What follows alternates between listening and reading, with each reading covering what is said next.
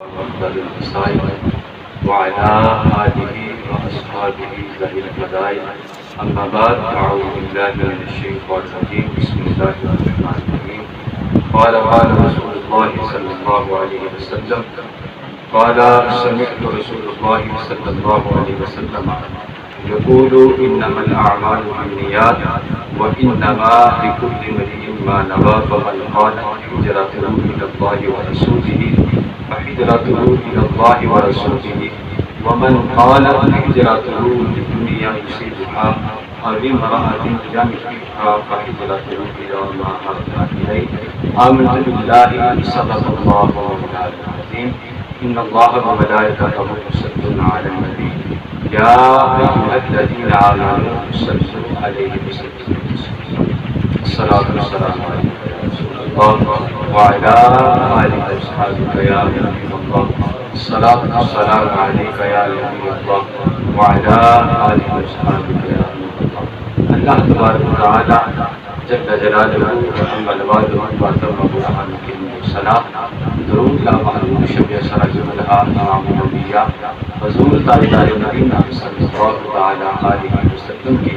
مقدس بارگاہ کے اندر پیش کرنے کے بعد اللہ رب العزت کا بغیر احسان کی توفیق سے آج ہمیں 30واں ماہانہ درس حدیث کا یہ پروگرام سجانے کا شرف حاصل ہو رہا ہے۔ خالق کائنات کی بات میں دعا کہ خالق کائنات ہم سب احباب کا یہاں پہ مل بیٹھنا اپنے پاک اور مبارک قبول منظور فرمائے، اور جتنے قدم دوست احباب چل کے آئے ہیں اللہ رب العزت انہیں قدم با قدم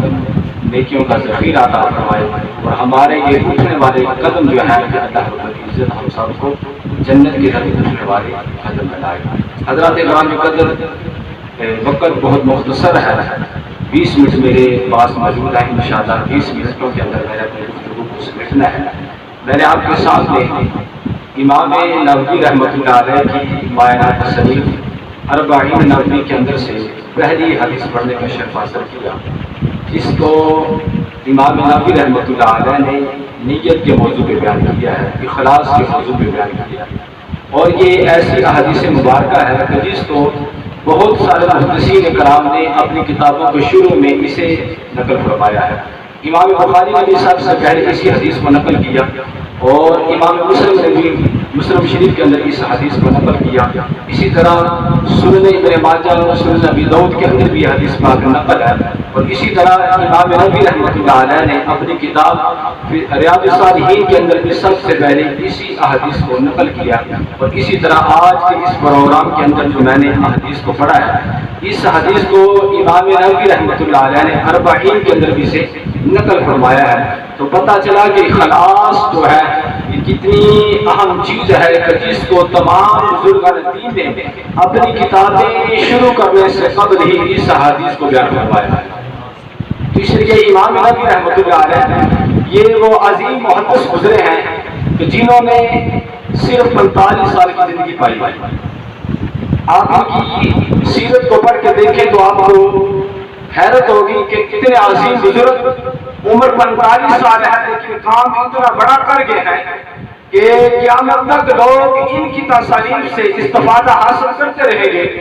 اور ان کے یہ بیان کیے ہوئے جملوں کو لوگ بیان کرتے رہیں گے۔ خدا کی عزت کی قسم جن جملوں کو انہوں نے بیان کیا ہے، جب انہیں پڑھتے ہیں، جب انہیں سنتے ہیں اور لوگوں کو آگے سناتے ہیں، یہ تیر کی طرح دلوں کے اندر پیوست ہوتے چلے جاتے ہیں۔ اور میں اکثر اپنے دوستوں سے کہا کرتا ہوں کہ امام نووی رحمۃ اللہ علیہ کی جتنی بھی تصانیف ہے، اس کو جب ہم پڑھتے ہیں تو ایک نئی لذت ملتی ہے، ایک سرور ملتا ہے۔ خدا کی عزت کی قسم کہ وہ عظیم لوگ تھے جنہوں نے عشق مصطفیٰ کے اندر ڈوب کے محبوب کے فرامین کو لکھا۔ خالق کائنات نے ان کے الفاظوں کے اندر وہ چاشنی، وہ تاثیر، وہ محبت پیدا کر دی۔ جب تک لوگ اسے پڑھتے رہیں گے، سنتے رہیں گے، ایک نئی لذت اور نیا شوق محسوس کرتے رہیں گے۔ یہ ہمارے بزرگوں کا کمال ہے، ان کا فیضان ہے کہ 45 سالہ زندگی کے اندر اتنا عظیم کام کیا کہ لوگ آج اب پڑھتے ہیں، اسے پڑھنے کے بعد اپنی زندگیوں کے اندر انقلاب کرتا ہوا دیکھتے ہیں۔ اسی طرح امام غزالی کی کتاب احیاء العلوم کو جب پڑھتے ہیں، ایک تصوف کا نیا دام ملتا ہے، ایک نئی لذت ملتی ہے، ایک نیا سرور ملتا ہے۔ ان کے لفظوں کے اندر بھی اللہ نے وہ گہرائی رکھی ہے، پڑھتے ہیں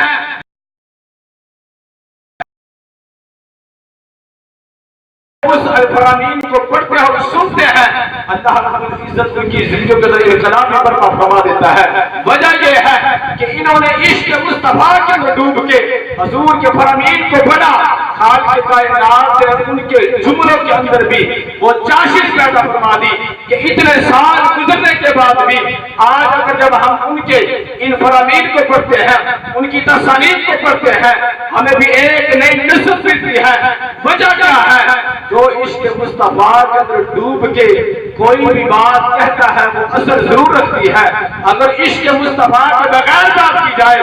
اس کے اندر نہ لذت ہوتی ہے نہ اثر ہوتا ہے۔ ارے جو بات محبوب کی محبت میں کی جائے اللہ رب العزت اس کے اندر ضرور اثر پیدا فرما دیتا۔ میں تو جب ان کی زندگی کو پڑھا تو میں حیران رہ گیا کہ 45 سال کی زندگی کے اندر اتنا بڑا کام امام نبوی رحمۃ اللہ علیہ کا، اور 35 ایسے محدثین کرام گزرے ہیں، 35 ایسے محدثین کرام گزرے ہیں کہ جنہوں نے صرف علم حدیث پہ زندگی صرف کر دی، حدیث پڑھتے اور پڑھاتے ہوئے گزار دی، شادی تک نہ کی۔ اور امام نبوی رحمۃ اللہ علیہ بھی انہی بزرگوں میں سے عظیم بزرگ ہیں جنہوں نے اپنی زندگی کا سارا سرمایہ حضور کے فرامین پہ خرچ کر دیا، زندگی کی آخری سانس بھی محبوب کی حدیث پڑھتے اور پڑھاتے ہوئے گزار دی۔ شادی کی رغبت دل میں پیدا نہ ہوئی۔ کسی نے پوچھا امام نبوی رحمۃ اللہ علیہ آپ کی اتنی زندگی ہے، اتنی عمر ہے، آپ نے شادی کیوں نہیں کی؟ کہنے لگے جتنا میں نے اپنا وقت بیوی اور بچوں کے اندر گزارنا ہے میرا دل چاہتا ہے وہ وقت بھی میں محبوب کی حدیث کو عطا کرتا جاؤں۔ اندازہ کیجیے کہ ان لوگوں کا ذہن کتنا وسیع تھا، اور کمال درجے کی شان رکھنے والے بزرگ، اتنا بڑا کام کرنے والے بزرگ کہتے ہیں کہ شادی کے اندر مشغول ہو گیا تو یہ ہے تو حضور کی عظیم سنت ہے، لیکن شادی کے اندر مشغول ہو گیا حدیث کا کام رہ جائے گا۔ اس لیے میرا دل چاہتا ہے میں زندگی میں کوئی ایسا کام کر جاؤں جس کی وجہ سے قیامت تک لوگ میری تصانیف کو پڑھ کے استفادہ حاصل کرتے رہیں گے۔ اور خدا کی عزت کی قسم ایک عرصہ گزرنے کے بعد بھی آج بھی لوگ جب ان کی تصانیف کو پڑھتے ہیں، استفادہ حاصل کرتے ہیں، تو پتہ چلتا ہے کہ واقعی یہ وہ حقیقی لوگ تھے جنہوں نے حضور علیہ السلام کے فرامین کو پڑھ کے محبوب علیہ السلام کے فرامین پہ عمل بھی کیا۔ اور میرے آقا کریم علیہ السلام نے فرمایا میرے دوستو تم جو یہاں پہ آ کے بیٹھے ہو تمہارے آنے کا بھی مقصد ہے، اور جس مقصد کے لیے تم آئے ہو تمہارا مقصد میں واضح کر دیتا ہوں۔ اور یہاں پہ جو آ کے تم بیٹھ کے حضور کے فرامین سن رہے ہو، ان کو ایسے نہ سمجھنا کہ یہ ہمارا وقت 15-20 منٹ کا جو وقت ہے ویسے گزر گیا کہ سننے کے بعد ہم نے اپنے ذہنوں سے بات کو نکال دیا۔ آقا کریم علیہ السلام نے فرمایا جو کوئی بندہ میری ایک حدیث کو سنتا ہے، سننے کے بعد اسے یاد رکھتا ہے اور یاد رکھنے کے بعد اسے آگے پہنچاتا ہے، محمد عربی فرماتے ہیں رب کی بارگاہ میں دعا کرتا ہوں یا اللہ جس نے میری حدیث کو پڑھا اور سنا، سننے کے بعد آگے لوگوں تک پہنچایا، یا اللہ دنیا کے اندر بھی اس کا چہرہ تر و تازہ رکھنا، کل قیامت والے دن بھی اس کا چہرہ تر و تازہ رکھنا۔ نعرہ تکبیر، نعرہ رسالت، نعرہ حیدری۔ تو آپ اندازہ کیجئے، اور یہ میرا مشاہدہ زندگی کا، جو لوگ بھی حضور کی حدیث سے محبت کرتے ہیں، حضور کی حدیث سے پیار کرتے ہیں، ان کے چہرے دنیا کے اندر بھی چمکتے ہوئے نظر آتے ہیں، جب دنیا سے جاتے ہیں تب بھی ان کے چہرے 14ویں رات کے چاند کی طرح چمک رہے ہوتے ہیں، دنیا والوں کو پیغام دیتے ہیں ارے ہمارے چہرے دیکھو، ہم ہیں سچے عاشق رسول، جن کے چہرے آج مرنے کے بعد بھی چمک رہے ہیں، جب دنیا میں تھے تب بھی چمکتے تھے، جب دنیا سے گئے ہیں تب بھی چمک رہے ہیں۔ خدا کی عزت کی قسم جب کل قیامت والے دن اٹھیں گے تب بھی ان کے چہرے چمک رہے ہوں گے، لوگ پوچھیں گے یہ چہرے اتنے حسین و جمیل کتنے دن کے ہیں، رب فرمائے گا یہ میرے محبوب کے وہ اولاد ہیں جنہوں نے پوری زندگی محبوب کے دین کے لیے خرچ کر دی۔ تو اس لیے ہم جس مقصد کے لیے اس مشن کو لے کے آگے جا رہے ہیں، اور آدمی تھوڑے ہوں یا زیادہ ہو اس سے سروکار نہیں، ہمارا زندگی کا ایک مشن ہے، وہ مشن یہی ہے کہ الہی تمنا ہے کہ اس دنیا میں کوئی نیک کام کر جاؤں، اگر ہو سکے تو خدمت اسلام کر جاؤں، اور ایمان پہ دے موت مدینے کی گلی میں، مدفن میرا محبوب کی قدموں میں بنا دے، عطار سے محبوب کی سنت کی خدمت، ڈنکا یہ تیرے دین کا دنیا میں بجا ہے۔ ہماری زندگی کا مقصد حضور کے دین کی تبلیغ کرنا، حضور کے دین کا ڈنکا بجانا، لوگوں تک محبوب کے فرامین پہنچانا۔ خدا کی عزت کی قسم ہم اپنا فریضہ ادا کر رہے ہیں اور کرتے رہیں گے، اور نہ جانے کس کے دل میں محبوب کی کسی فرمان کی چوٹ لگ جائے، اس کی زندگی سمجھ جائے، ہو سکتا ہے اللہ اس کے صدقے سے ہمارا بھی بیڑا پار فرما دے۔ تو آج کی حدیث مبارکہ جو ہے یہ اخلاص کے موضوع پہ ہے، نیت کے موضوع پہ ہے۔ میرے آقا کریم علیہ الصلوۃ والسلام جب کسی نیک عمل کا ارادہ کرتا ہے، اللہ رب العزت اسے نیکیوں کا سلسلہ اسے جاری ہو جاتا ہے، اللہ اسے نیکیاں عطا فرمانا شروع کر دیتا ہے۔ حضور علیہ الصلوۃ والسلام نے فرمایا انما الاعمال بالنیات، فرمایا کہ عمل کا دار و مدار نیتوں پہ ہے۔ بندے کی نیت اچھی ہو ثواب بھی ملتا ہے، اجر بھی ملتا ہے، نیت اچھی نہیں تو ثواب نہیں۔ اگر انسان اچھی نیت کر دیتا ہے اللہ رب العزت اسے ضرور اجر و ثواب عطا فرماتا ہے۔ مثال کے طور پہ آپ اس مجلس کے اندر آئے ہیں، آپ کا کوئی نہ کوئی مقصد تو ضرور ہوگا، حدیث سننے کے لیے آئے ہیں، یا دوستوں کو دکھانے کے لیے آئے ہیں، یا کسی کی لاج رکھنے کے لیے آئے ہیں، جو بھی مقصد ہے وہ سارے مقصد تو محفل میں آنے سے پورے ہو جائیں گے اگر ایک ذہن کے اندر یہ نیت ہوتی میں اس لیے جا رہا ہوں کہ حضور کے فرامین کو سنوں گا، ان پہ عمل کروں گا، اور اپنے دل کے گلدستے کے اندر ان فرامین کو سجاؤں گا، تو خدا کی عزت کی قسم آپ کے پیچھے والے تمام مقصد بھی پورے ہو جانے تھے، لیکن اس نیت پہ اللہ رب العزت نے آپ کے لیے نیکیوں کا دروازہ کھول دیا۔ میرا آقا کریم علیہ الصلوۃ والسلام نے فرمایا کہ فمن كانت هجرته الى الله ورسوله، یہ نیت کی بات کر رہا ہوں۔ فرمایا کہ جس نے ہجرت کی اللہ کے لیے اور اللہ کے رسول کے لیے، فرمایا ہجرته الى الله ورسوله، اس کی ہجرت اللہ کی طرف ہے، اس کے رسول کی طرف ہے۔ اس حدیث کے اندر اللہ رب العزت کے پیارے محبوب علیہ السلام نے فرمایا فہجرته الى الله ورسوله، پتہ چلا محبوب کا در جو ہے وہ خدا سے علیحدہ نہیں، اور جو خدا کا در ہے وہ محبوب سے علیحدہ نہیں۔ فرمایا فہجرته الی اللہ ورسولہ، فرمایا جس نے ہجرت کی اللہ کی طرف، اس نے ہجرت کی رسول اللہ کی طرف۔ پتہ چلا کہ نہ محبوب خدا سے جدا ہے، نہ خدا محبوب سے جدا ہے، خدا خدا ہے،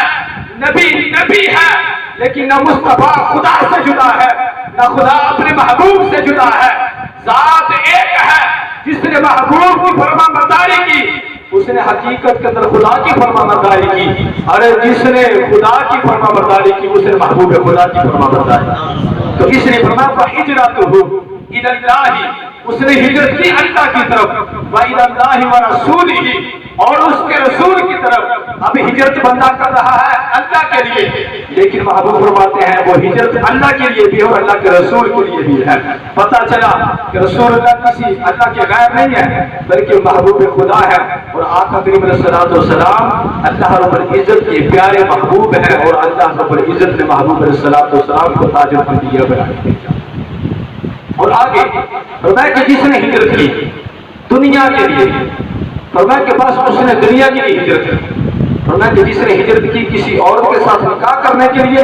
فرمایا پھر اس کی ہجرت اسی کی طرف ہے۔ اور فرمایا جس نے ہجرت کی اللہ و اللہ کے رسول کی طرف، فرمایا بس اس نے ہجرت کی اللہ و اللہ کے رسول کی طرف۔ اس کی شرح کے اندر مفتی محمد امین رحمۃ اللہ علیہ فیصل آباد والے، جن کی مائنہ تصریف آب کوثر ہے، آپ فرماتے ہیں کہ حضور علیہ الصلوۃ والسلام کے زمانے کے اندر دو شخصوں نے ہجرت کی، مکہ سے وہ مدینہ کی طرف گئے، تو ایک کا ارادہ تھا کہ میں وہاں سے کسی اور کے ساتھ نکاح کروں گا، اور ایک کا ارادہ تھا کہ میں حضور علیہ الصلوۃ والسلام کی طرف دولت پہ حاضری دوں گا۔ اور میں ہجرت دونوں نے کی، سفر دونوں نے کیا، گرد و غبار دونوں پہ پڑا، تھکاوٹ سفر کی دونوں نے محسوس کی، فرمایا ایک ہی نیت عورت سے نکاح کرنے کی تھی، ایک ہی نیت رسول خدا کے دربار میں حاضری کی تھی۔ فرمایا کہ جس کی نیت تو رسول خدا صلی اللہ علیہ وسلم کے دربار میں حاضری کی تھی، فرمایا کہ اس کی ہجرت تو اللہ و رسول ہی، اللہ و اللہ کے رسول کی طرف تھی۔ فرمایا کہ جس نے کسی عورت سے نکاح کرنے کے لیے ہجرت کی، فرمایا کہ اس کی ہجرت اسی کی طرف تھی۔ فرمایا کہ جس نے نکاح کے لیے ہجرت کی، اسے نکاح کا فائدہ تو ہو گیا لیکن اسے ثواب نہیں ملا۔ فرمایا کہ جس نے ہجرت کی اللہ اور اللہ کے رسول کی طرف، اس نے محبوب خدا کی زیارت بھی کر لی، محبوب خدا کے در کی زیارت بھی کر لی، اللہ نے اسے اجر و ثواب دیا۔ اس لیے یہ نیت کا جو یہ دار و مدار ہے، یہ نیکیوں پہ بڑا ڈیپینڈ کرتا ہے۔ اگر انسان کی نیت اچھی ہو، میرے محبوب علیہ السلام نے فرمایا کل قیامت کا دن ہوگا، اللہ کی بارگاہ میں 3 شخصوں کو حاضر کیا جائے گا۔ اور وہ 3 شخص اللہ کی بارگاہ میں حاضر ہوں گے، ان میں سے ایک عالم دین ہوگا، ایک سخی ہوگا، ایک مجاہد ہوگا۔ تو میں 3 رب کی بارگاہ میں کھڑے ہوں گے۔ سب سے پہلے اللہ رب العزت عالم دین سے سوال کرے گا کہ اے عالم دین، تجھے علم دیا، اپنے علم کو تم نے کہاں تک خرچ کیا؟ ذرا یہ باتوں پہ غور کر رہی ہیں کہ تم نے اپنے علم پہ کہاں تک عمل کیا، کہاں تک اسے خرچ کیا؟ وہ کہے گا یا باری طرف تم نے مجھے علم دیا، میں نے لوگوں کو واعظ و تبلیغ کی، میں نے لوگوں کو درس و تدریس کیا، میں نے انہیں واعظ و نصیحت کی۔ اللہ فرمائے گا تو جھوٹ بولتا ہے، تو نے یہ سارا کام اس لیے کیا دنیا کے اندر تیری واہ واہ ہو، تیری بندے بندے ہو، لوگ کہیں بہت بڑا خطیب ہے، لوگ کہیں بہت بڑا عالم دین ہے، لوگ کہیں بہت شعلہ بیانیہ کرتا ہے، لوگ کہیں بڑا مقرر ہے، بڑا اعلیٰ قسم کا خطیب ہے۔ یہ ساری تو نے جو کام کیا ہے دنیا کی واہ، دنیا کی شہرت کے لیے کیا تھا، دنیا والوں نے تجھے بڑا سلام کیا، دنیا کے اندر تجھے بڑی شہرت ملی، دنیا نے تیرے بڑے نعرے لگائے، یہ سب کچھ ہم نے دنیا میں تجھے عطا کر دیا تھا۔ اب قیامت کے دن اب تمہارا کوئی حصہ نہیں۔ اے فرشتوں، اس شخص کو پکڑو، جہنم کے اندر پھینک دو۔ اندازہ کیجیے، ایک بندہ عالم دین ہو، دین کی تبلیغ بھی کرے، دین کی خدمت بھی کرے،